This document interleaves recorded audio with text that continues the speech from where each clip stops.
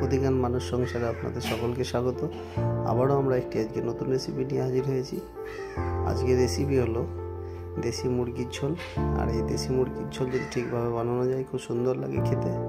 দেখতে থাকুন রেসিপিটি। আমরা নিয়ে নিয়েছি 1 কিলো দেশি মুরগি। আর যেসব উপকরণগুলি আমরা নিয়ে নিয়েছি সেগুলি হলো 3-4টি মিডিয়াম সাইজের পেঁয়াজ, একটা মিডিয়াম সাইজের ক্যাপসিকাম, 2টো মতো মিডিয়াম সাইজের আলু, 4-5টি কাঁচা লঙ্কা, 2টি মিডিয়াম সাইজের টমেটো আর কিছুটা ধনেপাতা।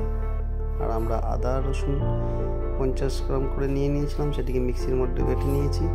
এদিকে আমরা একটি কড়াই নিয়ে নিয়েছি, গ্যাসের ওভেন অন করে কড়াইয়ে তেল গরম করতে দিয়েছি। গরম হয়ে গেলে তেল আমরা এর মধ্যে যে আলুগুলি আগে থেকে কেটে রেখেছিলাম সেগুলি এর মধ্যে ভেজে নেব।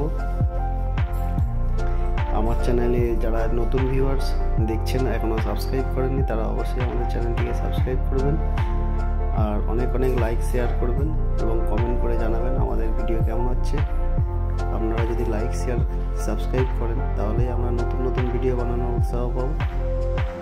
তো আলু আমাদের ভাজা হয়ে গেছে। এখন এই আলুগুলিকে আমরা একটি পাত্রের মধ্যে তুলে নিয়েছি। আর ওই তেলের মধ্যেই আমরা এখন যে উপকরণগুলি রেখেছি আস্তে আস্তে ভেজে নেব। এখন ওই তেলের মধ্যে আমরা কিছুটা চিনি দিয়ে দিয়েছি। চিনি দিয়ে দিলে একটি সুন্দর চিকেনের কালারটি সুন্দর আসে। এখন কিছুক্ষণ ওয়েট করব, চিনিটা যতক্ষণ না উপরে ভেসে উঠছে ততক্ষণ ওয়েট করতে হবে। চিনিটি ভেসে উঠেছে। এখন আমরা এর মধ্যে দিয়ে দেবো 2টো শুকনো লঙ্কা, কিছুটা গোটা জিরে আর কিছুটা গোটা গরম মশলা। এগুলিকে কয়েক সেকেন্ডের মতো ভেজে নেব। এবং এখন এর মধ্যে আমরা দিয়ে দেবো যে আগে থেকে কেটে রেখেছিলাম পেঁয়াজ, সেগুলিকে দিয়ে দেবো আস্তে আস্তে। পেঁয়াজটি লাল লাল করে ভেজে নিতে হবে। আর এর মধ্যে আমরা কাঁচা লঙ্কাও কিছুটা দিয়ে দিয়েছিলাম। এখন পেঁয়াজ লাল লাল করে ভাজা হয়ে গেছে। এর মধ্যে দিয়ে দেবো আদা আর রসুনের পেস্টটিকে। আদা আর রসুনের পেস্টটি দিয়ে ভালো করে নাড়িয়ে নিতে হবে।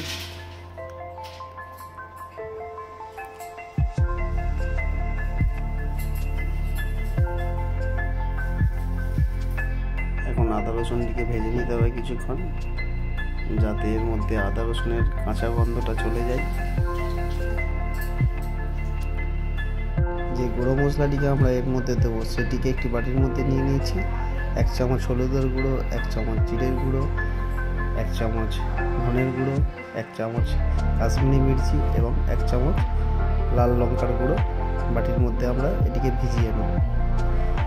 এখানে আমরা কড়াইয়ের মধ্যে এখন ক্যাপসিকাম আর টমেটোটিকে তুলে দেবো এবং ভালোভাবে এটিকে এর মধ্যে মিক্স করে নিতে হবে যাতে টমেটোর কাঁচা গন্ধ না থাকে।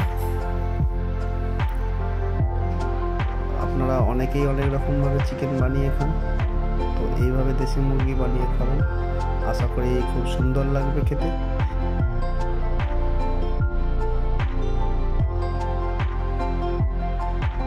এখন এর মধ্যে কিছুটা লবণ দিয়ে দেবো। লবণ দিয়ে দিলে টমেটোটি তাড়াতাড়ি গলে যাবে এবং কয়েক মিনিটের মতো এটিকে ভেজে নেব।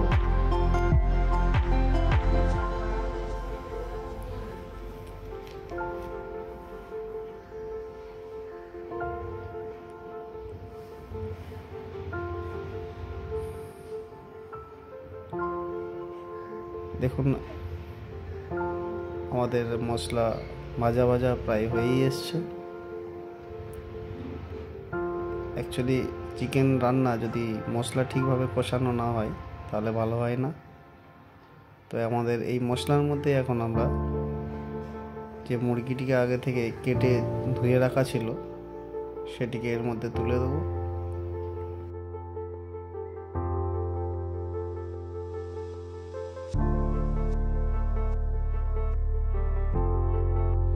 এখন মাংসটিকে ভালোভাবে কষিয়ে নিতে হবে। মশলার সাথে ভালোভাবে কষিয়ে না নিলে মাংসর টেস্ট আসে না।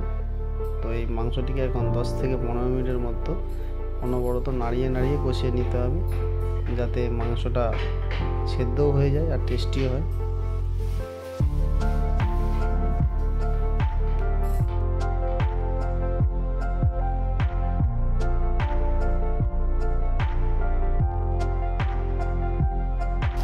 অনেকে মাংস রান্না করেন আগে আদা রসুনের পর যে গুঁড়ো মশলা সেগুলি দিয়ে রান্না করেন। তো আমরা এই ক্ষেত্রে আজকে আদা রসুন দেওয়ার পরেই মাংস দিয়ে দিয়েছি।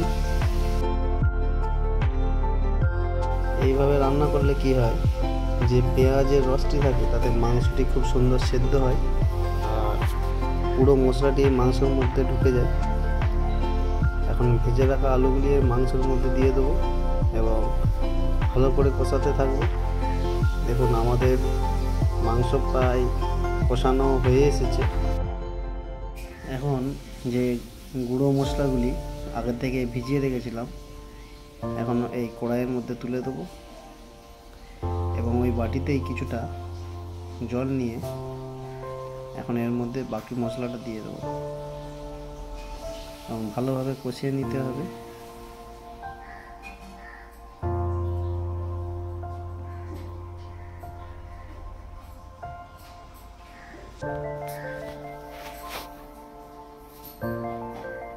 মাংস রান্নার মেন হলো সমস্ত মশলার ব্যালেন্স যাতে ঠিক থাকে আর কষানো যাতে ঠিকঠাক হয়।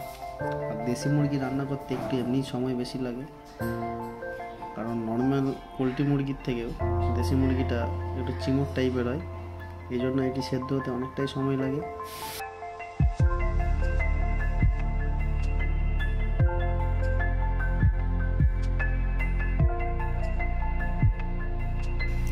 এভাবে 10 মিনিট কষিয়ে নিয়েছি। দেখুন কত সুন্দর কালার এসেছে।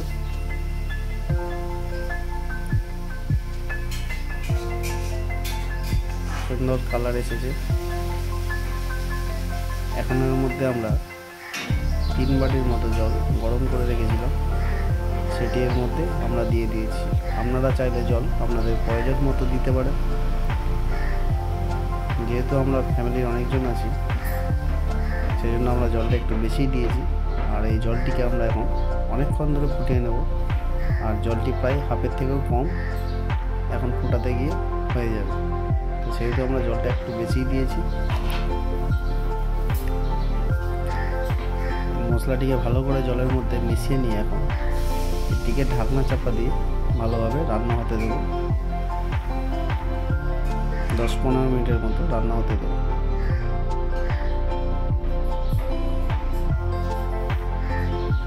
গ্যাসের ফ্লেমটিকে এখন ফুল করে দিয়েছি।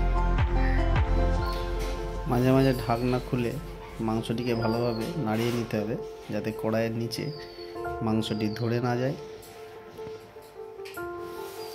এইভাবে 10 থেকে 15 মিনিট রান্না করে নিতে হবে, তাহলে দেখবেন জলটি পুরো টেনে নিয়ে হাফের মতো হয়ে গেছে। মাংস পুরো রেডি। এখন এর মধ্যে ধনেপাতা দিয়ে দিয়েছিলাম এবং খেতেও খুব সুন্দর হয়েছিল, যতটা দেখতে সুন্দর হয়েছে। আমাদের রেসিপিটি যদি ভালো লাগে অবশ্যই আমাদের চ্যানেলকে সাবস্ক্রাইব করবেন, লাইক শেয়ার এবং কমেন্ট করে জানাবেন আমাদের রেসিপি কেমন। ধন্যবাদ।